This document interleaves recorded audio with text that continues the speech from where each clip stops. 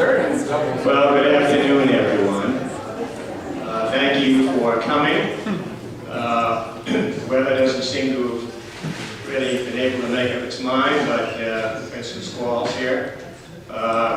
This is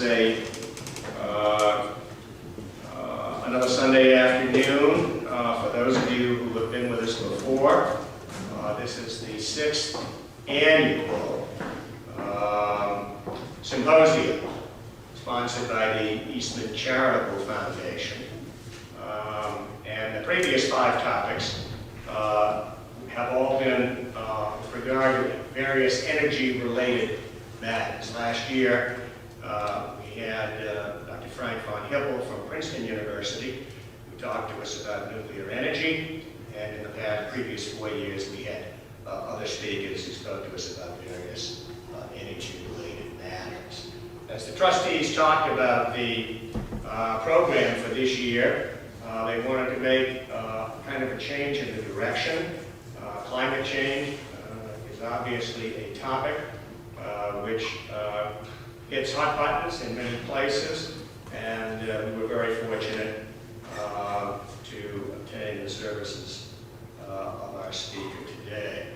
Before we get started, I have a number of general comments that I'd like to make. First, I want to thank the Lake Sunapee Bank, which has been a sponsor of this for all 6 years that we have presented it. The Eastman Charitable Foundation is a 501c3 organization which is engaged in conservation efforts around the lake, in education, in cultural activities, principally in the 3 towns in Eastman and in the 3 towns in which Eastman is situated: Grantham, Springfield, and Enfield.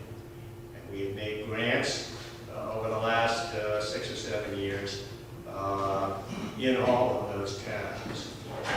I ask that you consider a tax-deductible contribution to the foundation. We certainly would appreciate your support. I also want to just mention today we have a number of the trustees with us: George Sutherland, Bob Peterson, Shirley Green,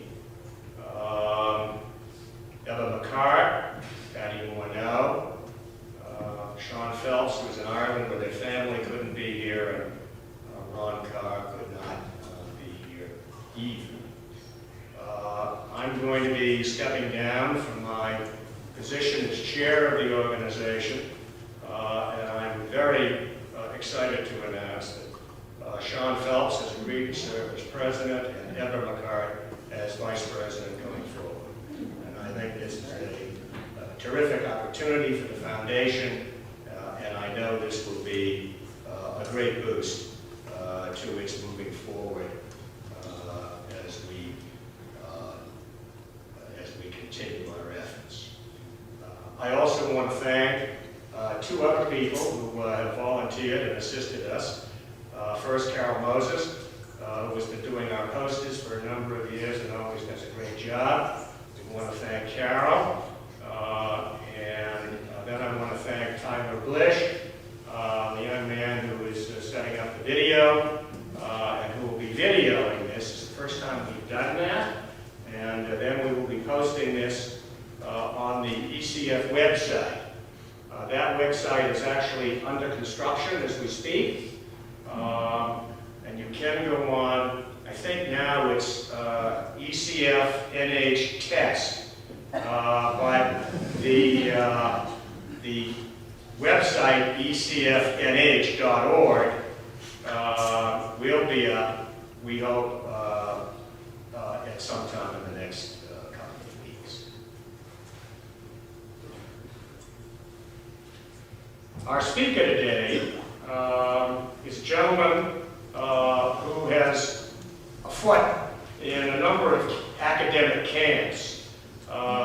He is an environmentalist, he's an economist, and his topical interests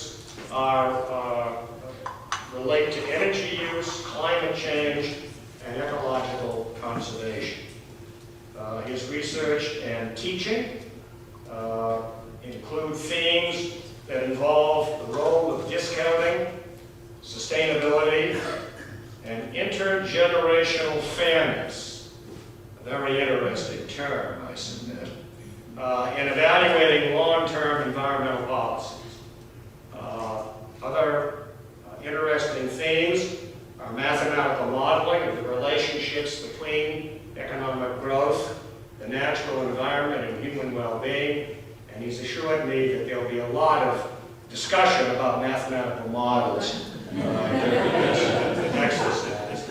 And there'll be a test before you arrive to leave. The professor graduated summa cum laude from Cornell. He holds a master's degree from Wisconsin, University of Wisconsin, and a PhD from UC Berkeley. He taught out in California before he came to Dartmouth, where he is now the professor and chair of the Environmental Studies program. So it's my great pleasure to welcome Dr. Rich Howarth.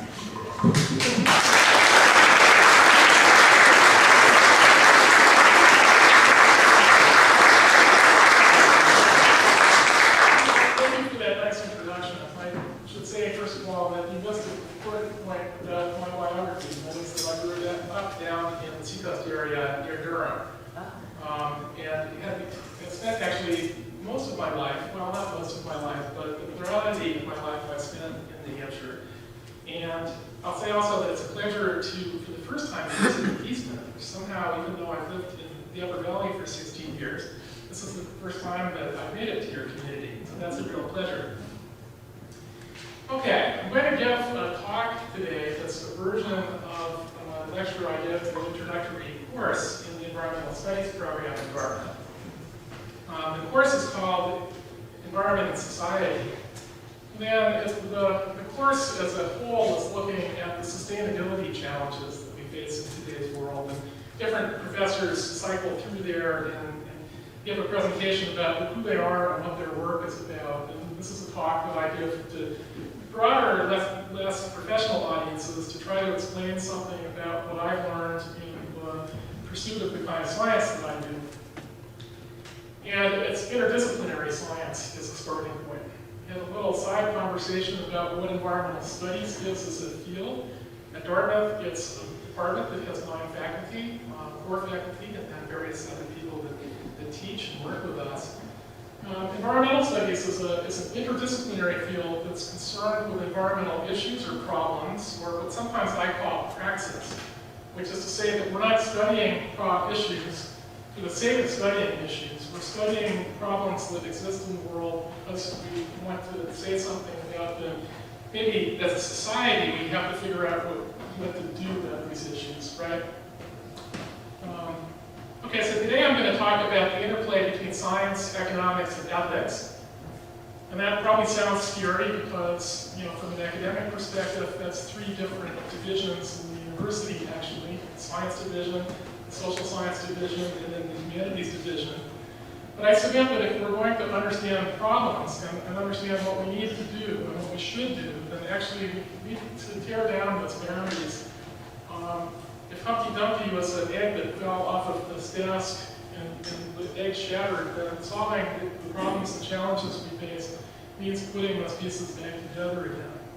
See okay? Yeah. Okay, so I could talk about the specifics of energy policy, which I know a fair amount about, and I'm not going to do that because that's not what I was brought here to do today.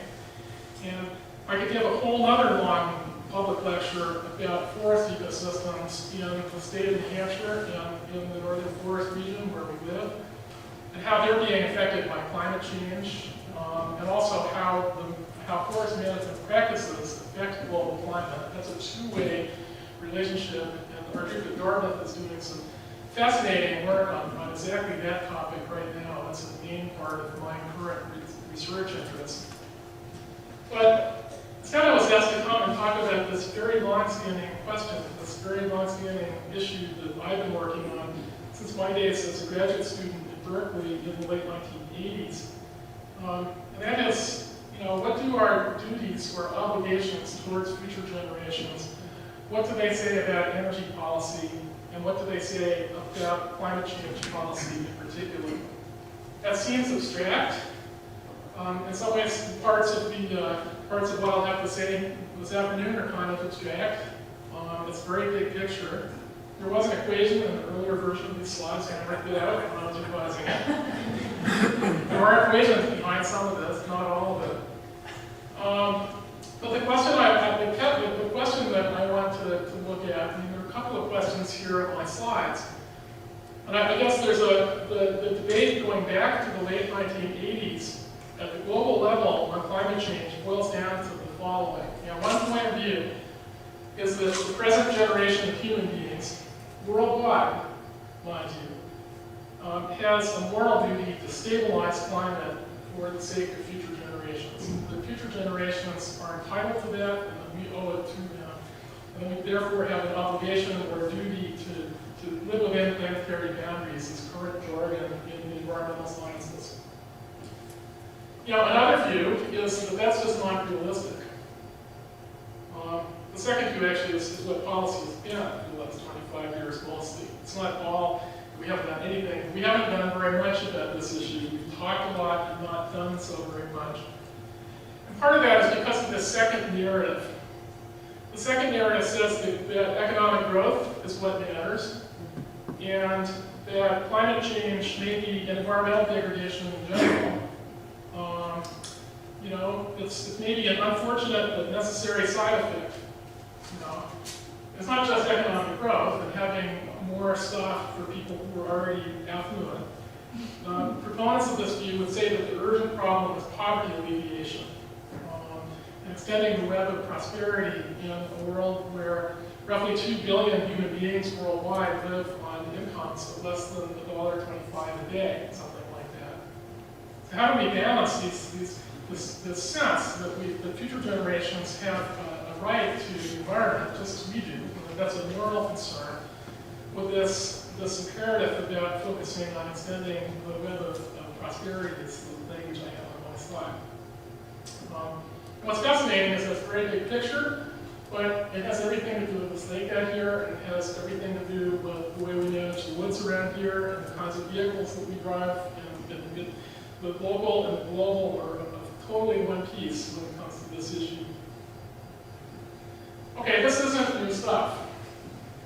A version of this talk probably could have been given, certainly by the mid-1990s, people were giving talks that had this kind of general framing. The issue has changed, but it's like a pixelated picture where the outline hasn't actually changed much at all. It's that individual pixels become filled in, so we have a higher resolution image of what we knew 25 years ago. Some things look a little better, other things look worse. We can talk about that on the fly, and of course during questions I can answer questions too. But bear in mind that it was 1988, that James Hansen, who was at that time the director of the Goddard Institute for Space Sciences, this is a NASA research institute that studies climate.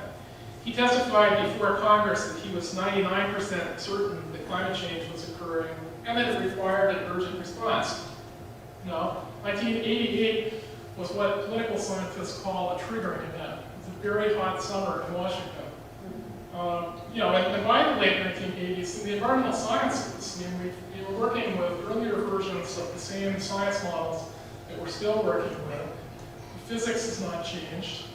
The broad predictions have not changed very much. The broad predictions haven't changed very much for reasons that I'll describe later, but we actually do know quite a lot about climate change. There's uncertainty, but there's also certainty, and they go hand in hand in a complex, interesting way. Okay, by 1992, we got to a globally binding treaty.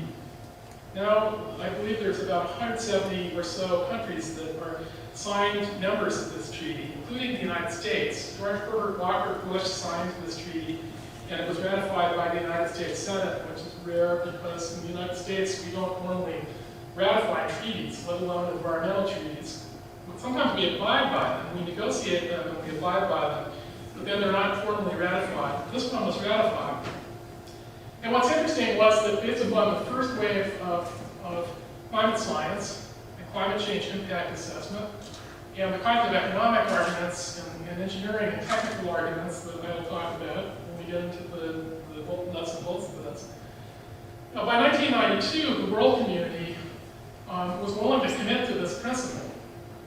You know, the climate change was a serious problem, and that greenhouse gas concentrations, meaning the concentrations of the gases that cause this issue to begin with, they should be stabilized in the atmosphere at a level sufficient to prevent the risk of what's called dangerous anthropogenic interference with the Earth's climate. You know, that dangerous anthropogenic interference, that's a treaty goal. You know, our country as a signatory to this treaty is committed to this goal, at least nominally. Now, the Framework Convention is called a Framework Convention because it wasn't specific about who was supposed to reduce greenhouse gas emissions by how much over what time scales. We've been arguing about that ever since. There's been partial agreement at partial scales. In the 2010s, there's no agreement. Going forward, there's no binding, globally recognized agreements about how much emissions should be reduced by and where those emissions reductions should occur. But what we do have is an agreement signed by President Obama and other international leaders in Copenhagen in 2009, so the Copenhagen Accord. And that's an attempt to say that what the goal should be to stabilize temperatures, mean global temperatures, about 2 degrees Celsius or 3.6 degrees Fahrenheit above the average temperature prevailing in the late 19th century before all of this change got going.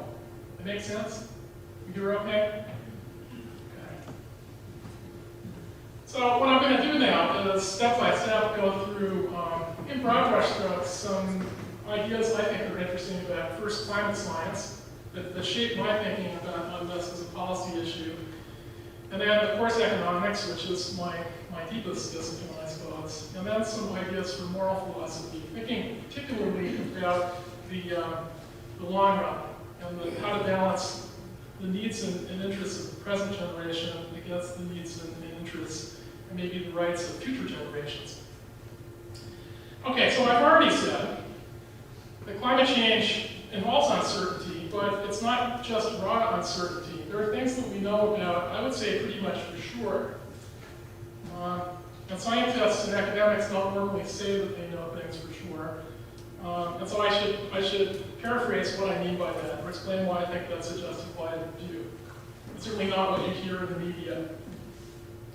You know, the greenhouse effect, do we know in the room what the greenhouse effect is, roughly? The idea that currently we're emitting about 8 billion tons of carbon and carbon dioxide per year, and as CO2 concentrations rise, that traps heat in the atmosphere. It's a simple way to explain it. I could be more technical, but for the moment, that's probably a sufficient explanation. You know, the technicality of the greenhouse effect is linked to a thing called the Stefan-Boltzmann law from physics, and it's linked to a thing called the first law of thermodynamics from physics. And this is sort of the core of 19th century physics, actually. Thinking about how energy flows through the atmosphere and really the thermodynamic relationship between the sun and the Earth. And we know the basic equations about how much sunlight comes into the Earth's atmosphere, how much is reflected back into space by ice and clouds, how much of it is absorbed by the Earth's surface, and then the physics of how the energy that's captured by the Earth's surface that's re-radiated back into space. And what the greenhouse effect does basically is it captures some of that energy that is re-radiated back into space, which is like putting a blanket over a bed on a cold night. It warms things up. And so by 1896, the Swedish physical chemist Svante Arrhenius had written an article, a scientific paper, that is based upon a pencil and paper climate model. And the predictions of Arrhenius' early simple model were in line with the current predictions of today's best models. Again, we have greater detail. It's a richer, more detailed picture, but we're filling in pixels rather than getting to a fundamentally different picture. Now, another thing we know, because we have instruments that can measure carbon dioxide concentrations, is that, since the late 19th century, the concentration of carbon dioxide in the atmosphere has increased from around 280 parts per million by volume, it's a physical measure of concentration, to around 400 parts per million today. If we added in other gases that affect climate, the human activity effects, like carbon dioxide and nitrous oxide, water vapor is a greenhouse gas too. If we include those other gases, then the increase has actually been from about 280 to around 450 parts per million. And that's an interesting number, because achieving the goal of the Copenhagen Accord would probably mean trying to stabilize greenhouse gas concentrations roughly where we are at now, actually, maybe a little higher. These gases, in particular carbon dioxide, stays in the atmosphere not for a year or two, and not for a decade or two, but for century time scale. It's a cumulative problem, and it adds up. And so you can see that actually from a science perspective, that stabilizing climate somewhere in the vicinity of where we are now is going to require a rapid reduction of greenhouse gas emissions. Another thing that we think we know, this used to be controversial, and it's not so controversial anymore, is that over the course of the 20th century, on average, the Earth warmed up by about 0.8 of a degree Celsius, or about 1.4 degrees Fahrenheit. There were arguments about whether we were right, whether our thermometers were accurate over time, and whether we were measuring, the temperatures in the right places, but that's mostly been resolved. So we're essentially into this geophysical experiment, actually. We're starting to see the effects. It's affecting the weather that we experience on a day-to-day basis, but not necessarily in a way that we can entirely sort out and predict and entirely understand. And then maybe the key thing, maybe an alarming point, is that there is uncertainty. The best models that we have today indicate that during the 21st century, over the next century, we'll see additional warming of between about 0.5 degree Fahrenheit out to as much as around 9 degrees Fahrenheit. And I was actually, for your sake, I'm not assuming that you work in centigrade. I converted these numbers to Fahrenheit. I'm also thinking about them in Celsius. That 9 degrees Fahrenheit is a lot. Your ski center will not be much of a ski center. It might be a good mountain bike center. Will not be a lot of good cross-country skiing days if we get to the upper end of this range, right? Will that happen? Well, we actually don't know whether that will happen or not. That's where the uncertainty is. Okay, so what are we uncertain about? Why is there such a range?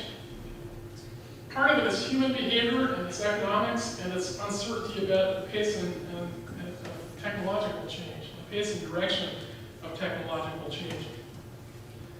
If the economy grows more rapidly, then all else equal, there'll be more emissions, because it's economic growth, the production and consumption that drive emissions.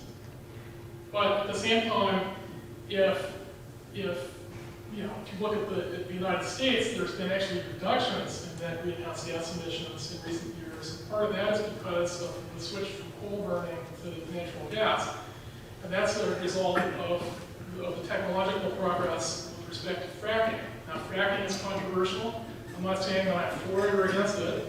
It has, though, reduced CO2 emissions, although its impacts on methane emissions is complicated.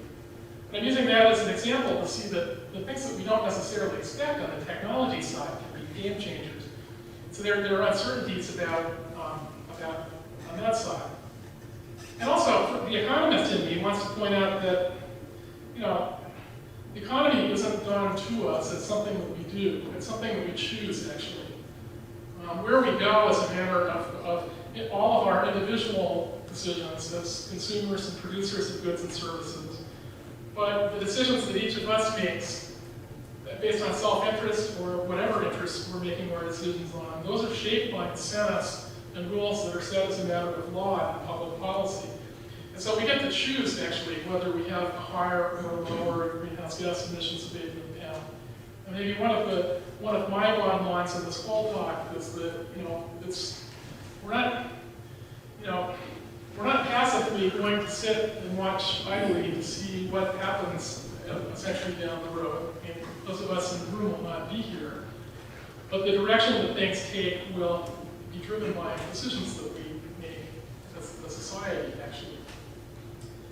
Okay, so what else is uncertain? One thing that's uncertain, and very uncertain, is clouds. The physicists, atmospheric physicists, have models of clouds, but they aren't very good. And what's clear is that as the world warms, then there'll be more evaporation, more cloud formation, but what the texture and color or hue of those clouds is, how high they are in the atmosphere, their qualitative characteristics, has a lot to say about how it is the clouds would interact with climate change. You know, it's thought that clouds are positive feedback, meaning that if you started out with 1 degree of warming, and then that causes more clouds, which then maybe have a feedback effect, which then multiplies that initial 1 degree warming to 2 degrees. It's thought that on balance that that's a net positive, but those effects are complicated because clouds trap heat energy at ground level, but they also reflect light into space, which is a cooling effect. We're probably not going to sort that out because this is a complex system. And complex systems are, from a math perspective and from a science perspective, inherently hard to model and understand. And if it's inherently hard to model and understand, then it's inherently hard to predict. So we can't say, well, we're uncertain, so we're not going to act, because we don't face any choice really, but to either act or not act, or do something, even if what we do is nothing. We need to make that decision before we will know what the full consequences of that action are. Other uncertainties, something that I think is actually pretty interesting, it's called the albedo effect. Albedo is the reflectivity of the surface. So think about on a snowy day in an open field, how bright it is, even though the sun is low on the horizon, but how very bright it is. Part of the reason that it's so bright is because sunshine is coming into the atmosphere, it's hitting that snow, it's being reflected up. And what's interesting is that that energy that's reflected up, some of it goes back out into space, which has a cooling effect on average, on balance, as opposed to the darker surface, which absorbs that energy and traps it in the Earth's system. And what we're seeing, you probably know that the pace of climate change is fastest and is predicted to be fastest at the poles, in the Arctic, for example. We're seeing a rapid movement towards having an ice-free Arctic in the summer. And an ice-free Arctic means, amongst other things, having, well, of course, less ice. But that ice is light-colored, it's white, and it reflects sunlight. And when reflected ice is replaced by dark seawater, then more energy, more sunlight is trapped in the Earth system, which then has a second-order warming effect. So we know the first-order science of climate change based upon what Svante Arrhenius and other physicists knew basically 100 years ago or more. But there are these subtle, complex interactions between climate, Earth systems, forests, tundra. The tundra melts, and if the tundra melts, that might release a lot of methane or CH4 into the atmosphere, which then is greenhouse gas, so then it kind of has this accelerator, positive feedback effect. But we know how to tell stories about how large those effects might be, and we have models of some of them. But in a sense, we just don't know. So we have, again, this wide range of futures that might happen. Although, if we stop emitting, if we stabilize current concentrations, we know that we'll get something that looks pretty much like it is now. But that's not, there's some inertia, thermal inertia, so that warming will continue to occur, maintaining current greenhouse gas concentrations will lead to continued warming for a while. It's exactly the same thing as when you put on an electric burner and the burner turns red, which is like having higher greenhouse gas concentrations, but it seems like 15 minutes for the Arctic boil, right? Because it takes that long to get the energy that's being released by the burner to warm up the water, or in this case, the climate. There's a thermal lag actually in the system, which is important. So maybe I'm thinking order of magnitude, another degree or so Fahrenheit of warming is built into decisions and emissions that we've already done. So this 3.6 degree Fahrenheit goal that President Obama said he wanted to achieve, looking at in the meeting in Copenhagen, that's a tough target. That means starting now. I don't remember I should know them off the top of my head, I don't, but emissions have been growing in the global economy because of economic growth, in particular in places like China and India. Even though they've been stable in Europe, they've been going down actually in the United States, but they're going up globally. The point is that to achieve that, to achieve something like the Copenhagen Accord goal, President Obama in the 2008 election ran a platform in which he called for reducing emissions by 2% per year every year through the year 2050, which would have meant reducing overall emissions, at least in the United States, by 80% over that time window. And that's the kind of action that's required here. Okay, so economics. There's a lot of economics, of course, in this climate business. And we actually know quite a lot. Particularly, we know a ton about the energy sector. We know a lot about why people burn fossil fuels for mobility, for comfort, to produce goods and services. Fossil fuel combustion and energy use run through our lives in complex, interesting ways. And the question is, well, you could say actually rightly that energy use and energy production lie at the heart of our economy. Without energy, the economy would be in big trouble. And you could make the argument then that you hear sometimes in punditry circles that therefore that we can't afford to reduce greenhouse gas emissions. But that's like saying that we don't have feasible approaches to clean energy systems, or that the economic cost of clean energy systems would be prohibitively high. Well, okay, whether we're economists studying supply and demand and the impacts of price changes and policies that would lead to lower versus higher energy use and emissions, or whether we're engineers and we're looking at the brass tacks of photovoltaic technologies rather than coal or fracking, or we're looking at using compact fluorescent lights as opposed to old school incandescent lights. I mean, you guys have already made the switch. That's already reducing emissions by quite a bit much. And really, since the early 1990s, we've known actually that making the switch isn't, on the whole, that costly from a big picture economic perspective. We could achieve the goal of the Copenhagen Accord by accepting a reduction in the rate of economic growth that the latest and best literature reviews suggest would be like a reduction of economic growth by 0.6% in terms of the growth rate. So instead of the economy growing at 3% per year, it would grow at 2.94% per year, with a small effect. Thomas Schelling, a Nobel laureate in economics back in the 1990s, argued that the impact on the overall growth of the economy, well, it would be like giving up 1 year's worth of economic growth over the course of several decades. That's one way of thinking about it.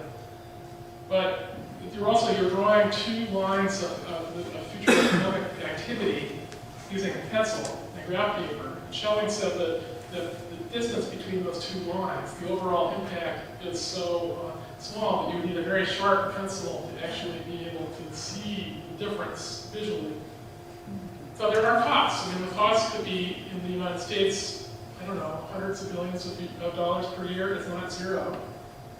But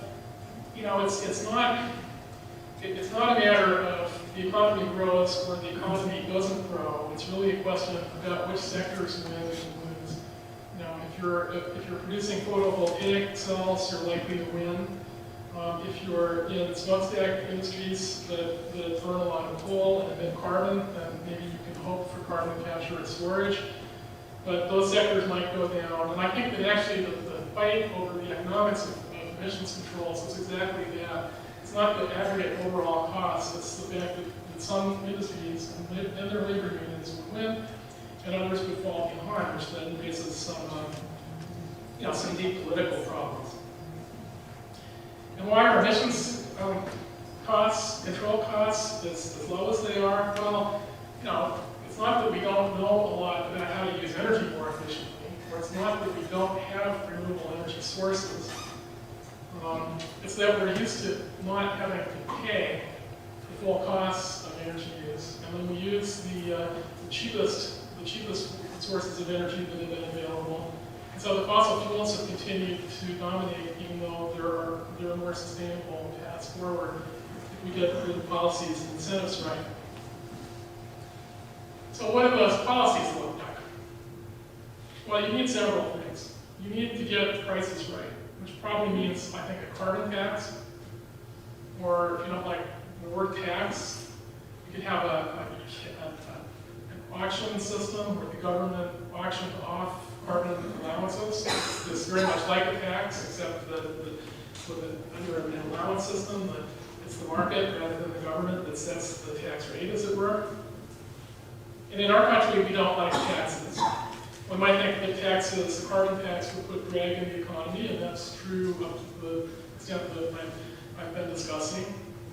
But at the same time, if you had $100 billion per year, or $200 billion per year in revenues from a carbon tax, you could use that money to reduce labor taxes, or payroll taxes, or capital gains taxes, as you see fit, providing incentives actually for increased labor, for increased investment.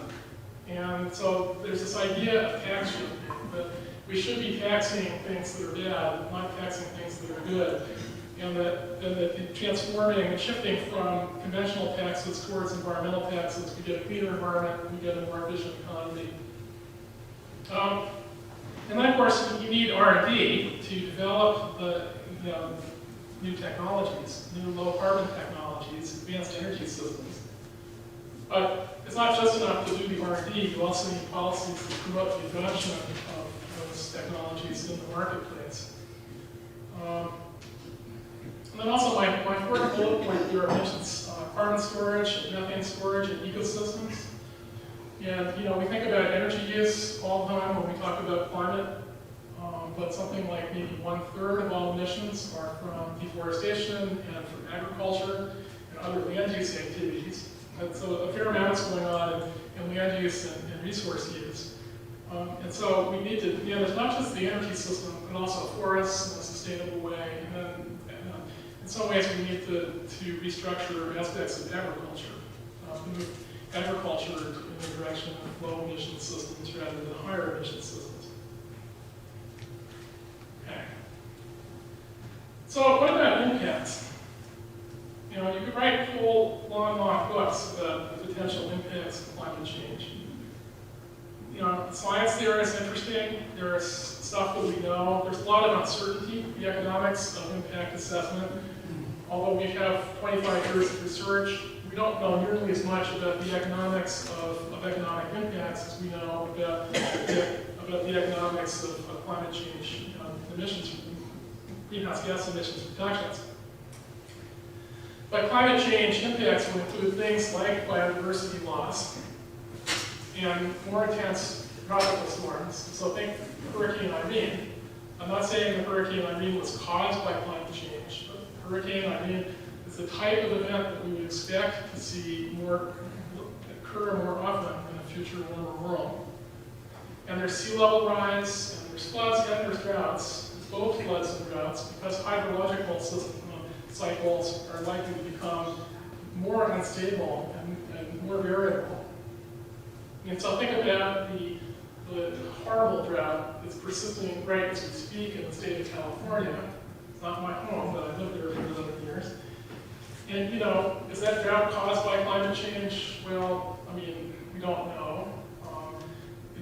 The long-term geological perspective, droughts have apparently occurred in climate change, in the past. But, my climate science friends say something weird is going on in the Pacific Ocean, which is warming up a lot.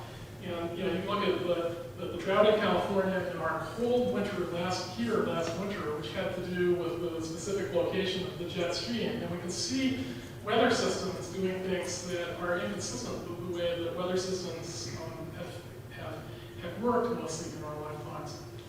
And we don't entirely understand how to attribute that, what the underlying causality is. Okay, and tropical diseases is something that worry about. Like malaria. Malaria is interesting because malaria is regulated by temperature and humidity, and if you're in southern Africa, villages often are higher elevation, which there's fewer mosquitoes and less malaria. And as things become warmer, then the mosquitoes make it further uphill. And then in addition to moving more northerly and more southerly, on the global scale, this also has local regional effects in Africa.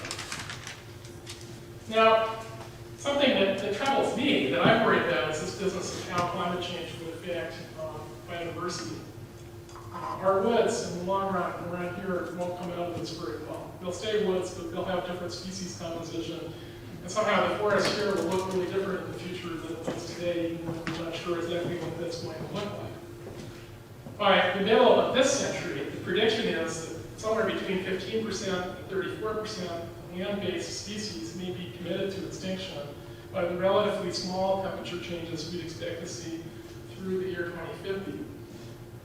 So that's a large effect from what seems like a small temperature change, because many species have co-evolved with each other and with their environment, and those environments are very specific.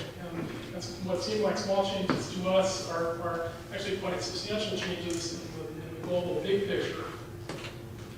Now, economists, since the 1990s, have argued that a doubling of greenhouse gas concentrations in the atmosphere would lead to a warming of maybe about 5 degrees Celsius and economic damages of worth maybe 2% of future economic output. But the thing to understand is that in those models, catastrophes are also possible. So our group at Dartmouth has taken one of the main climate economy models that people use in policy analysis.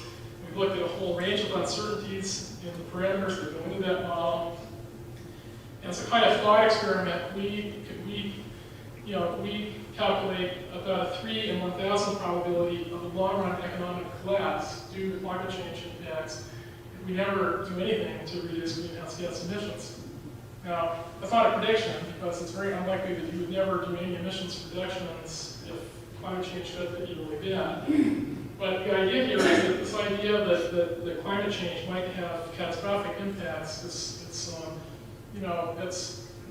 it's a real phenomenon, or it's a real concern that we don't know how to think about it very well, because we don't have data or studies that tell us what the long run impacts might be. Okay. So I want to turn to a little more economics, and really now I'm turning towards this ethical question about how to balance the present and future. The Stern Review on Climate Change was written by Sir Nicholas Stern and a long list of associates. It was a report prepared for the British government back in 2006, published in 2007. And the Stern team concluded that, that achieving a goal like the Copenhagen Accord temperature stabilization goal would require economic costs, and they would be like giving up 1% of economic output for each year for the next several decades. That's consistent with that small reduction in the rate of economic growth. It's kind of a weighted average over the course of several decades. That's what they're doing. And, okay, that's an investment that we make. Those are real economic assets that we have to put into windmills, photovoltaics, and high efficiency lighting systems, vehicles that get much higher than 50 miles per gallon, and all of that stuff. And the question is whether whether that investment is worth it. Stern's analysis, and this is certainly correct, is that just on a dollar-by-dollar basis, the benefits of a stable climate to future generations are much higher than the short-run cost of emissions controls. Stern puts that number between 5 and 20% of economic output in the long run. Actually, he's since written that that number is probably too low. We make a small investment, which yields proportionally larger returns in the long run. And the question is that worth it? Stern thinks yes, based on moral argument that I'll turn to presently. But other economists have argued no. They've argued no based upon arguments about the return on investment, right?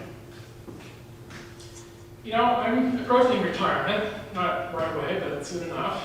I do have retirement accounts.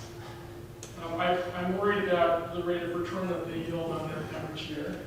And I would agree with my colleague William Nordhaus at Yale that on average, a typical private sector investment yields a rate of return of about 6% above inflation. That's an average. It varies year by year, but on average, that's about right. And what that means is that if I invest $1 today, and I leave it in my retirement account for 100 years, right? Then I would have, yeah, exactly, it would be really good. Then I wind up with $339 in some odd sense. And why am I looking at a 100-year time frame? Well, the reason is because it's 100 years out and 200 years out, the damages of climate change are likely to be really severe. And so the payoffs of these investments in environmental quality that we make today have very long time horizons, just like that. Now, Nordhaus argues that reducing greenhouse gas emissions can be viewed as a kind of investment in natural capital, or I sometimes call this climate capital.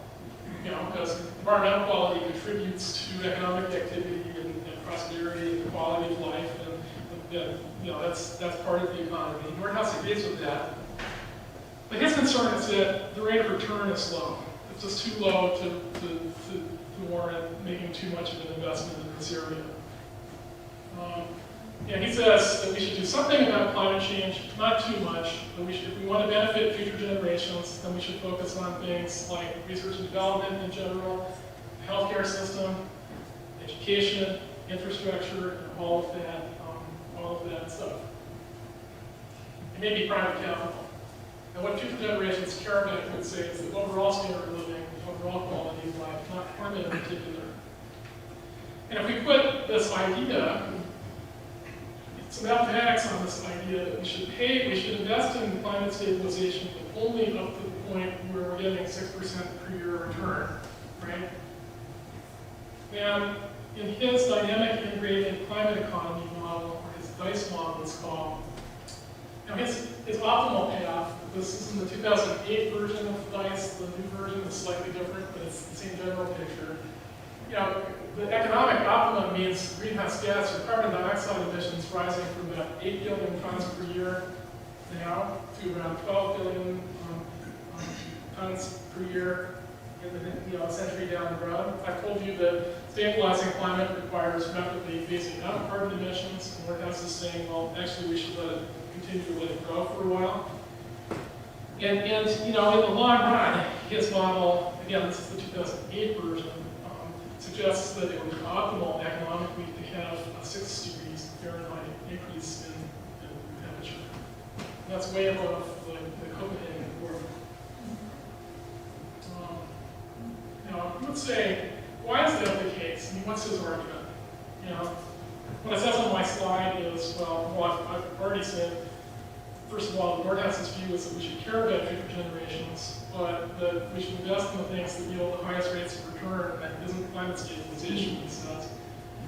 But he also makes an argument that future generations are likely to be more wealthy than we are, and that we should morally be more concerned about people who are relatively poor than people who are relatively wealthy.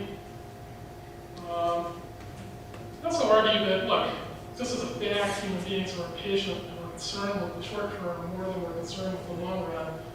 And if we take that as a fact, and all of this concern about future generations, well, he would say that it's really alleviating poverty in today's world with the overarching goal. And he's moved away from it. It's interesting, actually.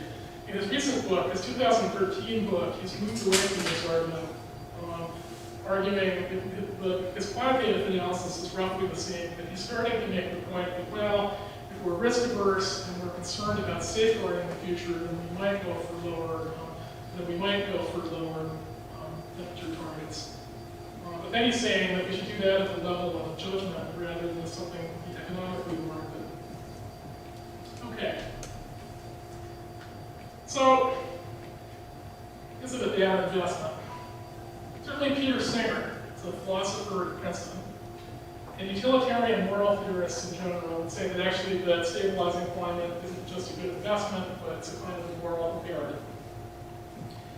And utilitarianism is what? It's the moral view that says that it's human welfare, maybe also the well-being of other sentient beings, like animals, that counts. Singer is a proponent of animal liberation.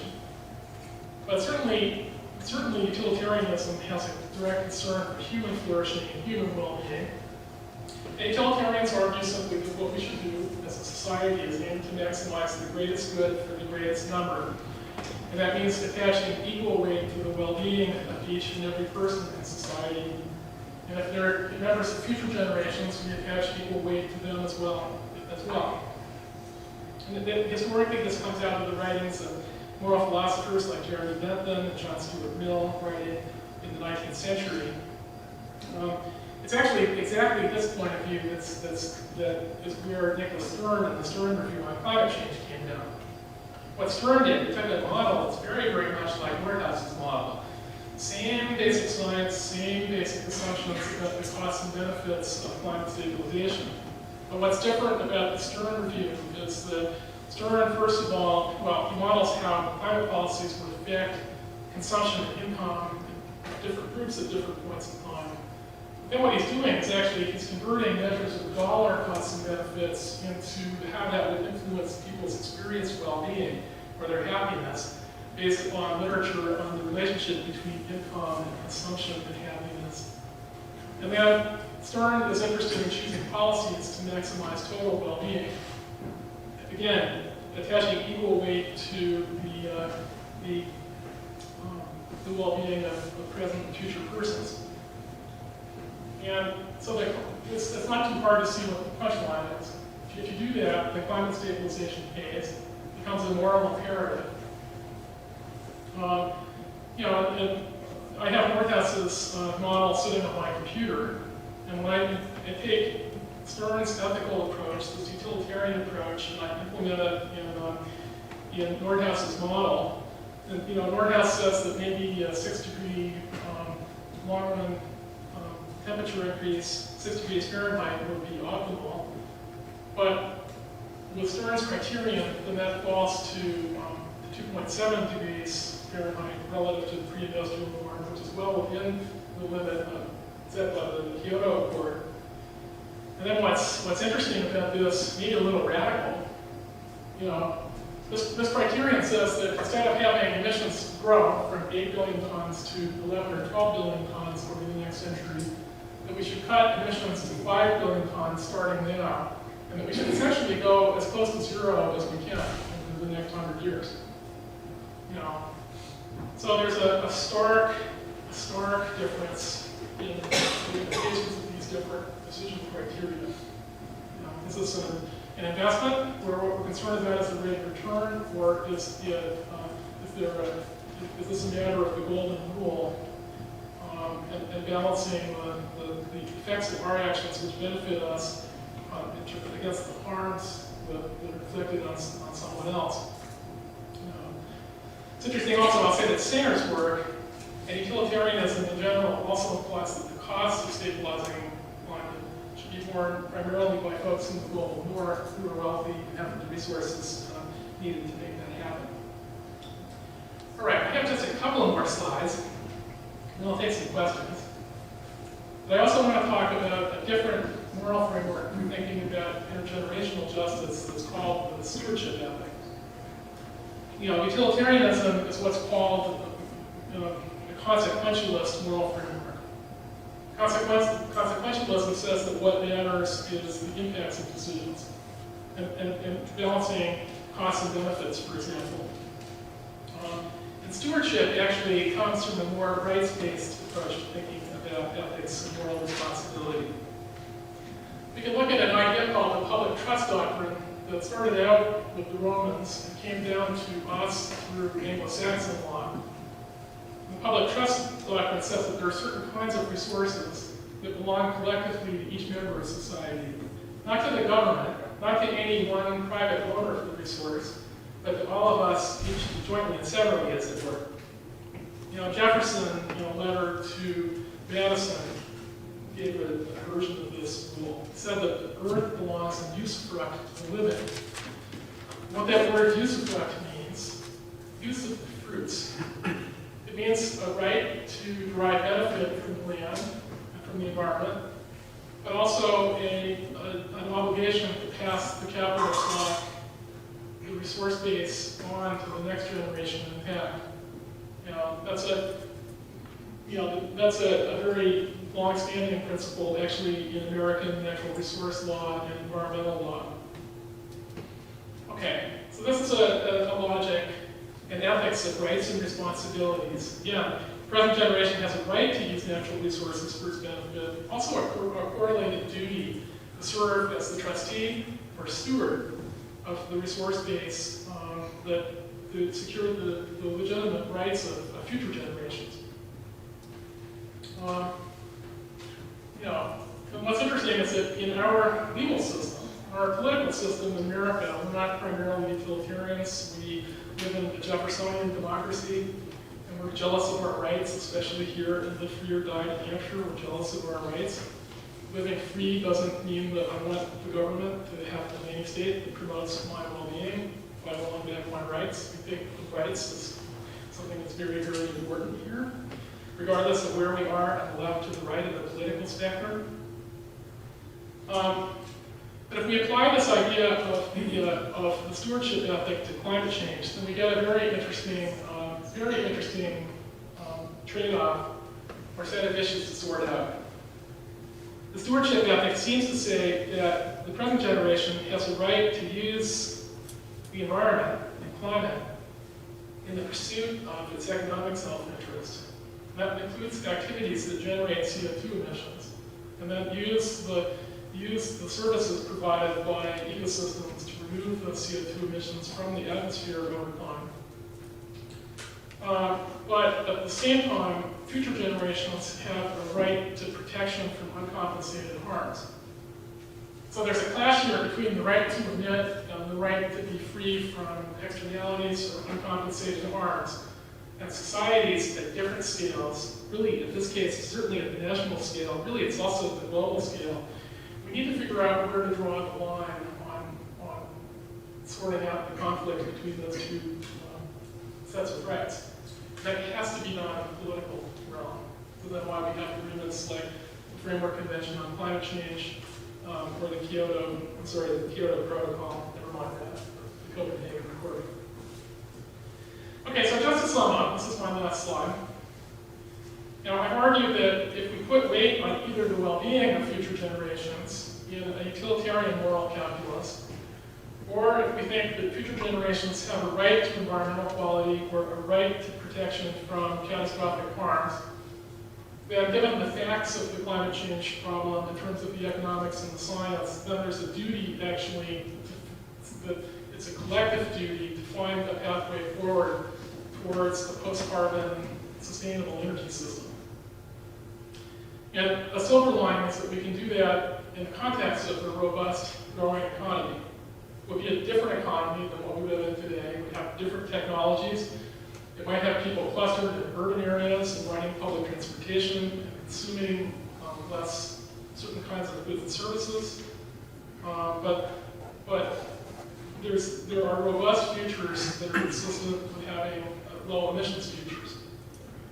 It also, as I mentioned, means really changing the way that we relate to ecosystems and agricultural ecosystems, forests across the world, because sustaining the land is important to sustaining the future of the climate as well. So why is action so hard? I think it's that the action has been blocked by a kind of a narrative failure. it's a failure of the imagination, and it's a problem that's related to the stories that we tell each other and ourselves.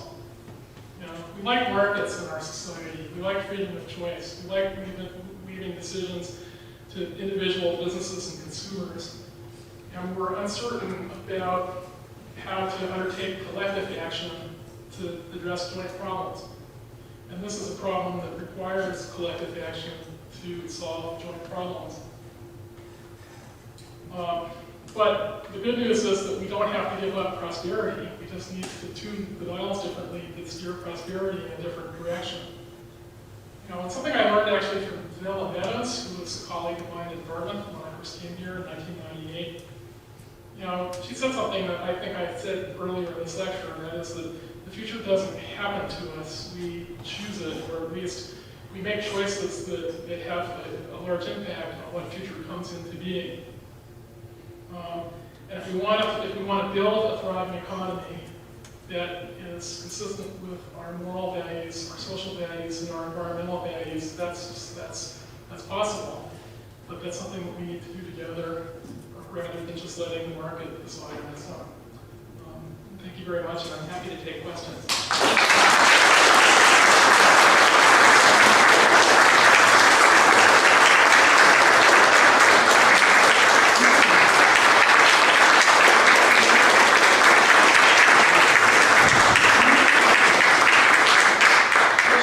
We do have time for a few questions,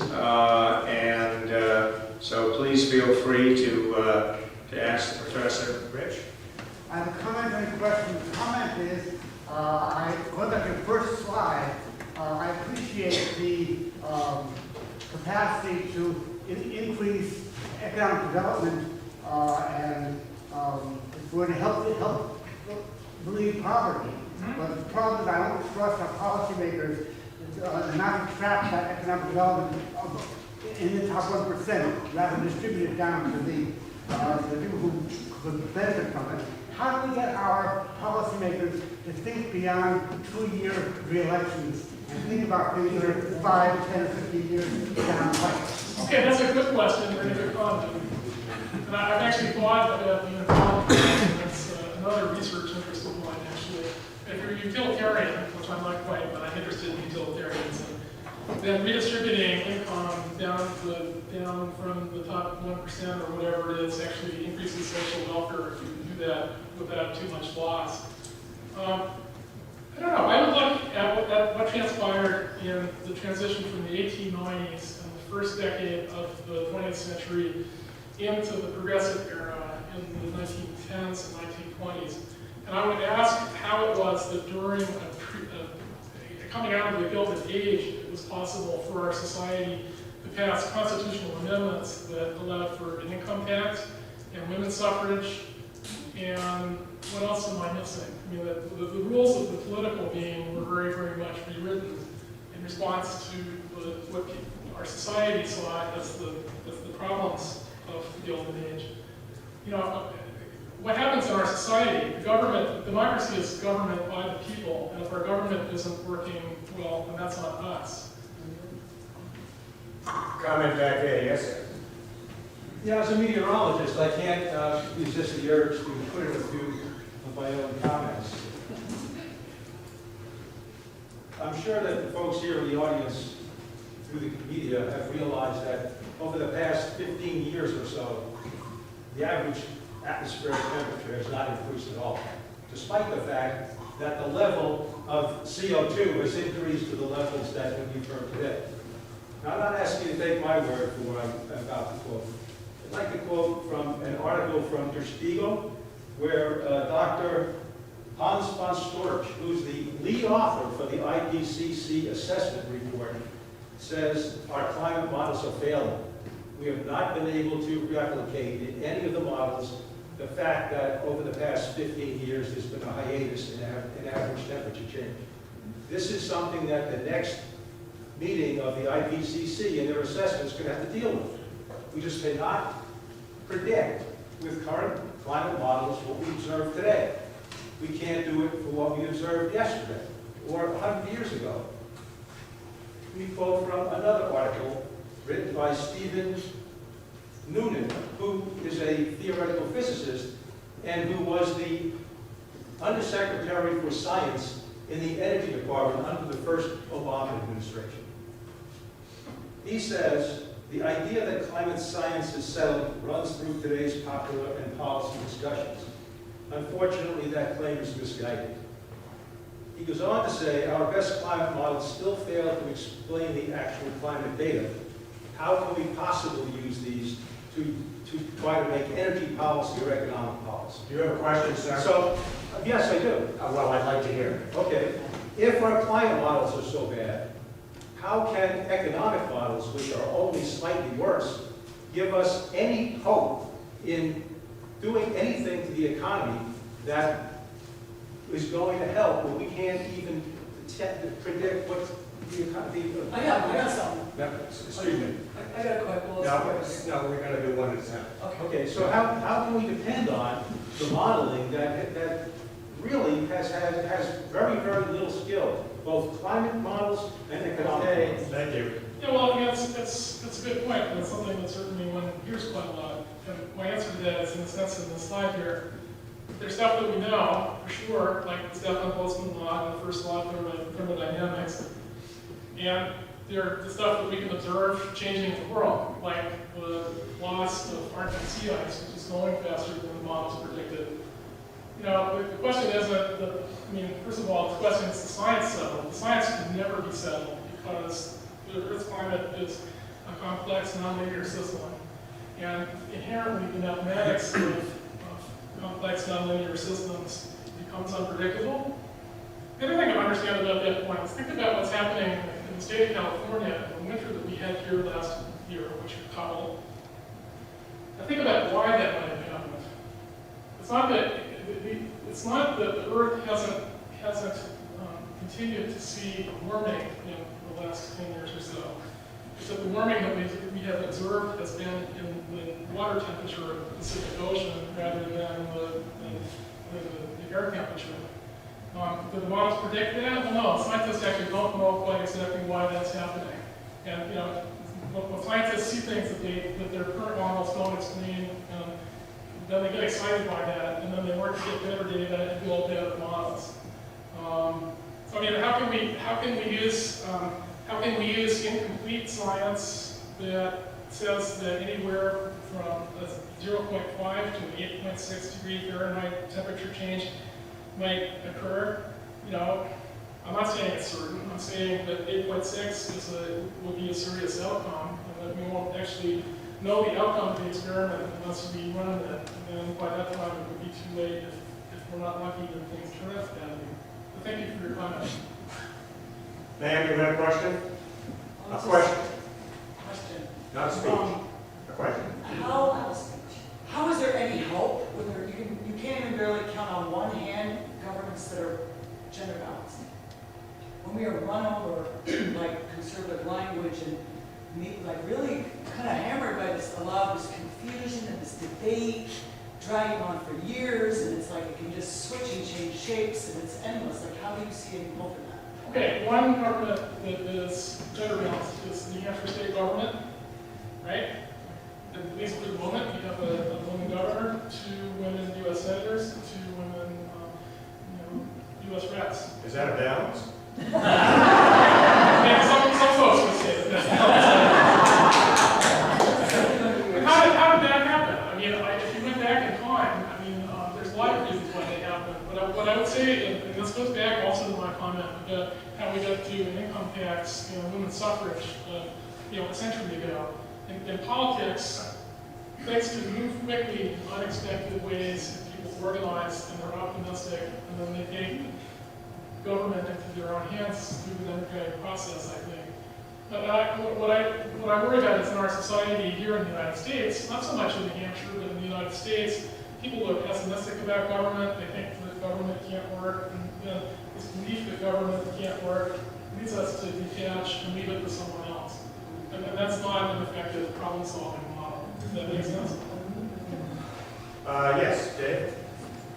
Sort of following up on that, you commented that within any policy, there's going to be winners and losers. One of the obvious losers for a